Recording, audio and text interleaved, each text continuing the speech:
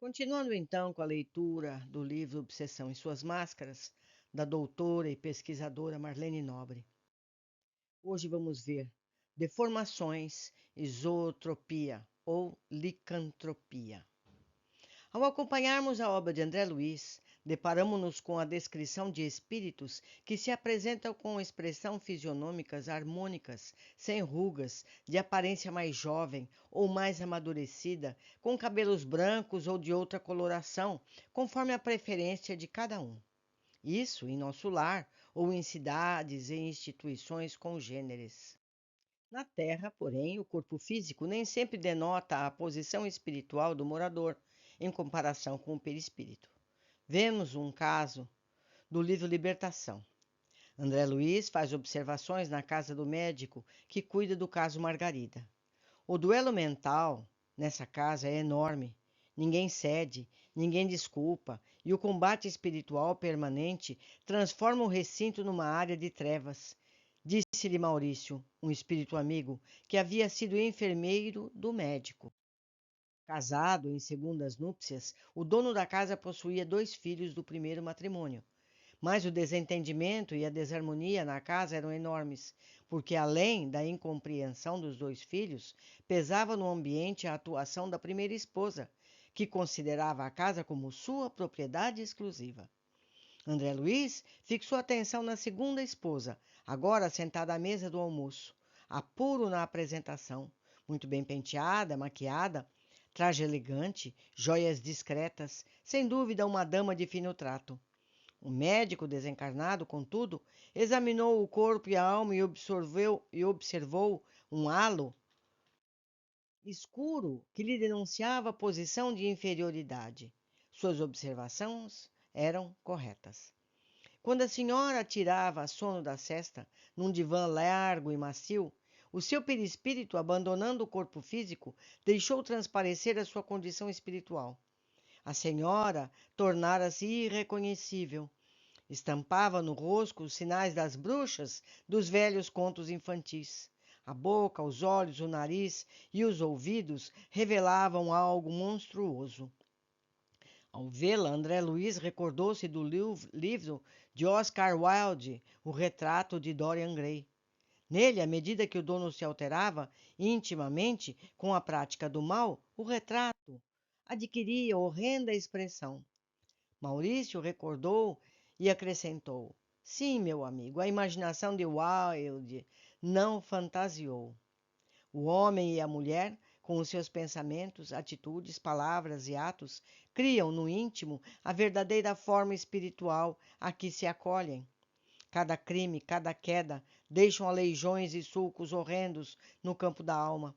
Tanto quanto cada ação generosa, cada pensamento superior acrescentam beleza e perfeição à forma perispirítica, dentro da qual a individualidade real se manifesta, mormente depois da morte do corpo denso. Há criaturas belas e admiráveis na carne e que, no fundo, são verdadeiros monstros mentais. Do mesmo modo que há corpos torturados e detestados no mundo, escondendo espíritos angélicos de celestial formosura. Alterações e deformações. No livro Em Evolução em Dois Mundos, André Luiz adianta a nomenclatura utilizada no mundo espiritual para diversas alterações do psicossoma, consequentes a patologias mentais diferentes. A dinamia seria a queda mental no remorso. Hiperdinamia, a patologia consequente aos delírios da imaginação, provocando hipo ou hipertensão no movimento circulatório das forças que o mantêm. Isso está no livro Evolução em Dois Mundos. Utiliza também a denominação miopraxia do centro genésico atonizado para designar a patologia do organismo sutil no caso do aborto provocado, que seria a arritmia do chakra, responsável pela organização das energias sexuais. Isso está no livro Evolução em Dois Mundos, que eu lembro mais uma vez está presente aqui no nosso canal, já estudado em profundidade. Continuando. Caso Antônio Olímpio. No livro Em Ação e Reação, nos trabalhos de socorro da Mansão da Paz, estabelecimento situado nas regiões inferiores, mas que permanece sob a jurisdição da cidade Nosso Lar. Foi recolhido um desencarnado cujo rosto era disforme. Todos os traços se confundiam, qual se fosse uma esfera estranha. E, além disso, seus braços e pernas eram hipertrofiados, enormes.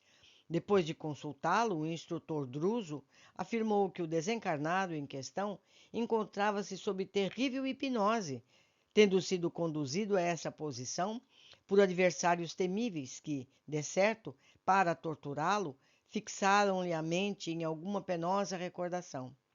Era Antônio Olímpio, o fazendeiro que assassinara os dois irmãos e cujo crime passou despercebido da justiça humana.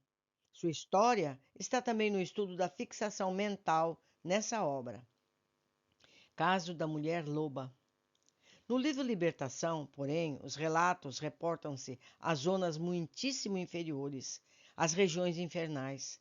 Lá estão presentes a velhice, a moléstia, o desencanto, a leijão, as deformidades de toda sorte e os ovoides.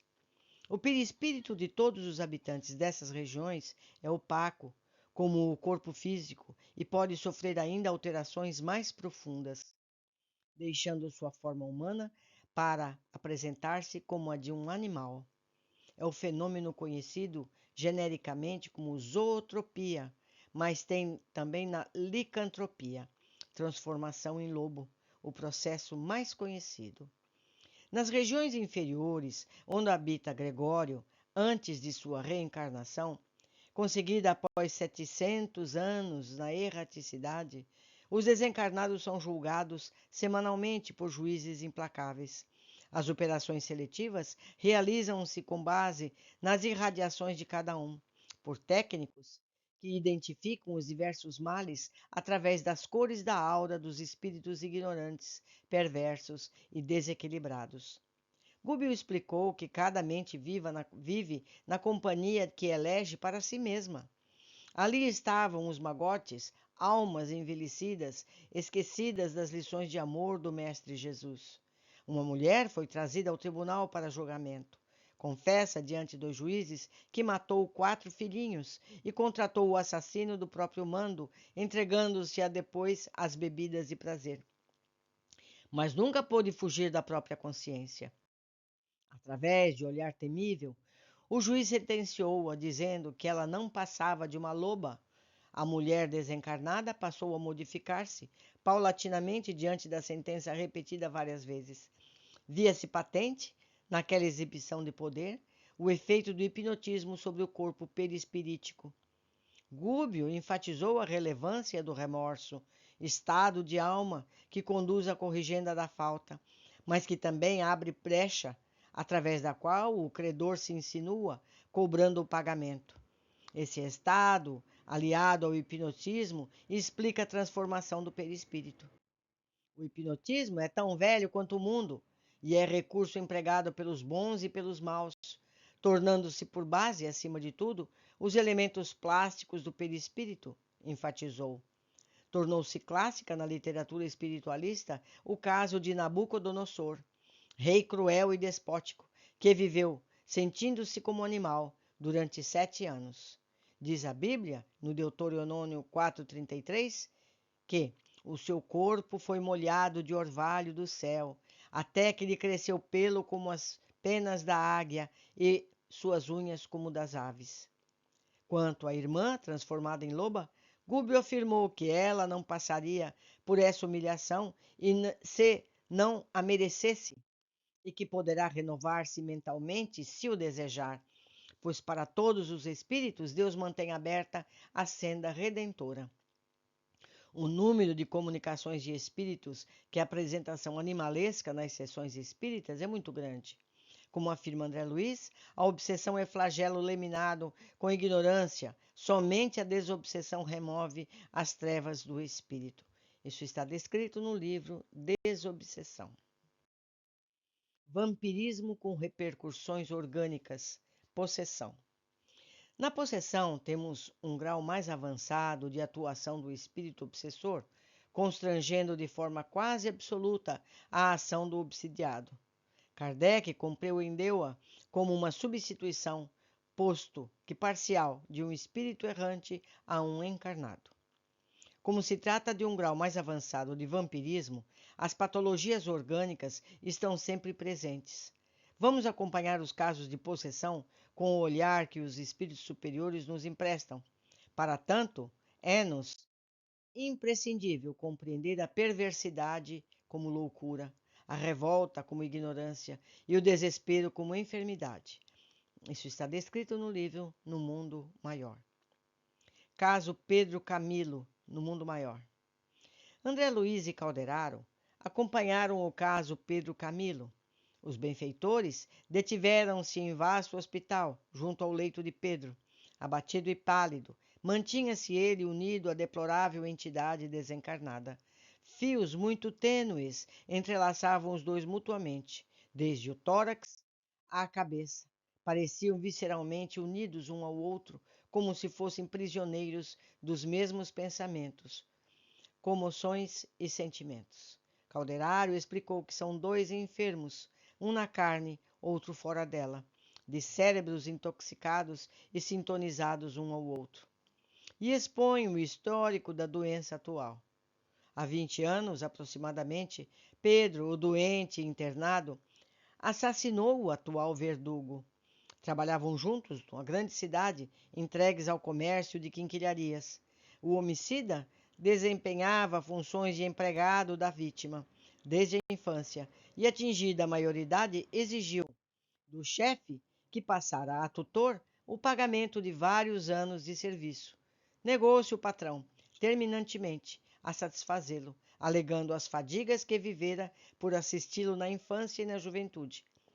Propiciar-lhe-ia vantajosa posição no campo dos negócios, conceder-lhe-ia interesses substanciais, mas não lhe pagaria vintém relativamente ao passado. Até ali, guardara a conta de filho, que lhe reclamava contínua assistência. Estalou a contenda. Palavras rudes, trocadas entre vibrações de cólera, inflamavam o cérebro do rapaz, que no auge da ira o assassinou, dominado por selvagem fúria.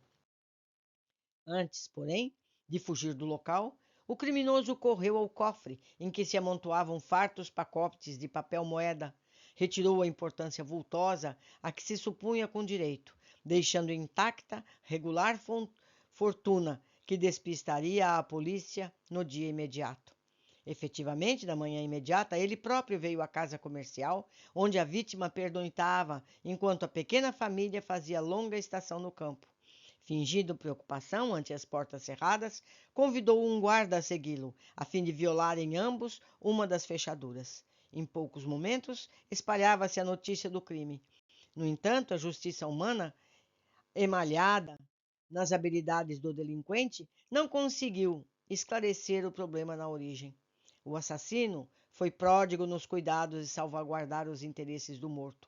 Mandou selar cofres e livros, providenciou arrolamentos laboriosos, requisitou amparo das autoridades legais para minucioso exame da situação.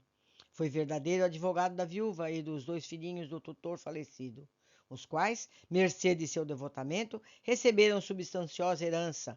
Pranteou a ocorrência como se o desencarnado lhe fosse pai. Terminada a questão, com a inanidade do aparelho judiciário, diante do enigma, retirou-se, discreto, para grande centro industrial, onde aplicou os recursos econômicos em atividades lucrativas. Conseguiu ludibriar os homens, mas não pôde iludir a si mesmo.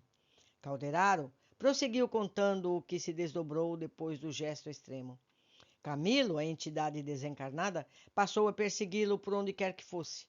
Aferrou-se-lhe à organização psíquica, à maneira de Hera sobre o muro viscoso.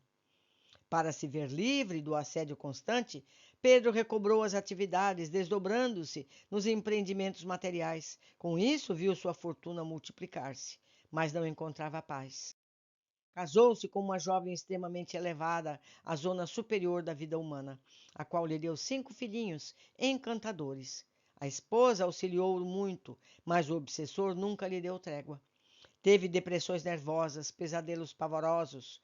O único alívio era a família, e a pretexto de assegurar conforto, embrenhou-se em atividade febril e ininterrupta. Antes dos 50 anos, no corpo terrestre, Pedro revelava evidentes sinais de decrepitude, vivendo mentalmente na região intermediária do cérebro, no córtex motor, em caráter quase exclusivo. Só sentia alguma calma agindo e trabalhando. Deitava-se extenuado pela fadiga do corpo, levantando-se no dia seguinte, abatido e cansado, porque não conseguia livrar-se do perseguidor nas horas de sono. Em consequência, provocou o desequilíbrio da organização perispiritual, o que se refletiu na zona motora, implantando o caos orgânico. Ao exame, André Luiz percebeu a ameaça de amolecimento cerebral. Calderaro explicou que, assim como há na química fisiológica, temos também a química espiritual, e o longo processo obsessivo o levara ao desequilíbrio do quimismo perispiritual, com o consequente desajuste orgânico. Diante da vontade revelada por André de falar à entidade perturbadora, o instrutor ressaltou: falaríamos em vão, André, porque ainda não sabemos amá-los como se fossem nossos irmãos, nossos filhos. Para nós ambos, espíritos de raciocínio algo avançado, mas de sentimentos menos sublimes, são eles dois infortunados e nada mais. E arrematou: se o conhecimento auxilia por fora, só o amor socorre por dentro. E nós ambos, por enquanto, apenas conhecemos sem amar. Neste momento, alguém assomou à porta de entrada. Era uma sublime mulher, irmã Cipriana, portadora do divino amor fraternal. Sob o impacto das vibrações amorosas desse bondoso coração, poderosas irradiações supra-ultra curtas, semelhantes a raios gamas, rasgaram-se os véus de sombra do ódio e da vingança. Camilo foi retirado para as escolas do além e Pedro voltou feliz para o seio da família. Essa narrativa está no livro No Mundo Maior, presente aqui no nosso canal. Veja mais amplos esclarecimentos sobre os raios super-ultra curtos, semelhantes aos raios gamas, no capítulo 3, na parte 2 desta obra. No caso, o amor vence, sempre visitando as regiões infernais profundas, em busca de Gregório e de diligências que favorecessem a melhora de Margarida, que se achava às portas da desencarnação, Gúbio e André Luiz ouviram o sacerdote dizer, isso está no livro Libertação: tenho necessidade do alimento psíquico que só a mente de Margarida me pode proporcionar. Reduzimos-nos aqui à lição de Plutarco pela justeza de seu raciocínio. Certos demônios tirânicos exigem para seu prazer alguma alma ainda encarnada, incapazes de satisfazer as suas paixões de qualquer outra maneira. Incitam-na à sedição, à luxúria, às guerras de conquista, e assim conseguem o que almejam. Isso está no livro Possessão Espiritual, citação de Edith Fiore. Gregório chefia condenável falange de centenas de outros espíritos desditosos, cristalizados no mal e que lhe obedecem com deplorável cegueira e absoluta fidelidade. Cometeu crimes hediondos da inteligência e pertence à falange dos dragões, inimigos do Evangelho, onde atua como grande sacerdote. A missão de Gúbio foi patrocinada por Matilde, mãe do sacerdote nos tempos da Toscana, que nos planos superiores acompanha-o há 700 anos. Nas últimas 5 décadas, conseguiu aproximar-se mentalmente dele, captando que o filho já experimentava algum tédio, pondo mesmo em dúvida a vitória do mal e abrigando interrogações na mente envilecida. Gúbio obteve de Gregório a promessa de não interferir na ação que ele desejava desenvolver junto a Margarida. Finalmente, estão diante do leito da enferma. 2 desencarnados de horrível aspecto fisionômico inclinavam-se confiantes e dominadores sobre o busto da enferma, submetendo-a à complicada operação magnética. O mais inquietante foi a observação de André Luiz. Algumas dezenas de corpos ovoides de vários tamanhos e de cor plúmbea, assemelhando-se a grandes sementes vivas, estavam atadas ao cérebro da paciente, através de fios sutilíssimos, cuidadosamente dispostos na medula alongada. Era a primeira vez que observava um cerco tecnicamente organizado. Evidentemente, as formas ovoides haviam sido trazidas pelos hipnotizadores que comandavam a operação. Na análise, foi possível perceber que todos os centros metabólicos da doente estavam sendo controlados e também a pressão sanguínea. A região torácica apresentava feridas na epiderme, provocada pela inalação de substâncias escuras que não somente lhe pesavam nos pulmões, mas eclodiam nas ulcerações na pele. A vampirização era incessante. As energias usuais do corpo pareciam transportadas às formas ovoides que se alimentavam delas automaticamente, num movimento indefinível de sucção. Os hipnotizadores envolviam os nervos ópticos e dominavam as vias de equilíbrio no cerebelo. Com isso, a doente mantinha os olhos espantados, dando a perceber os fenômenos alucinatórios que lhe acometiam a mente. Ao todo, eram 60 obsessores na falange de Gregório, atuando no caso Margarida. Segundo informações de Saldanha, o chefe da operação, há 10 dias trabalhavam mais intensamente. O segundo cria, a solução não tardaria. A solução a que se referia era a morte da enferma. Pode-se imaginar o que tenha sido para Gúbio, pai espiritual de Margarida, a visão de todo o quadro.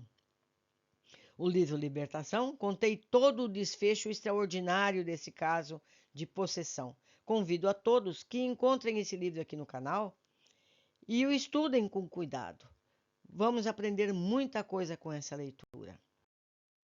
É importante destacar a atuação de um modesto centro espírita que influi decisivamente na resolução desse intricado processo de vampirismo, propiciando, com sessão de desobsessão, o desligamento dos ovoides e o encaminhamento após a doutrinação de um dos hipnotizadores conduzido pelos mentores a tratamento em casa socorrista no mundo espiritual.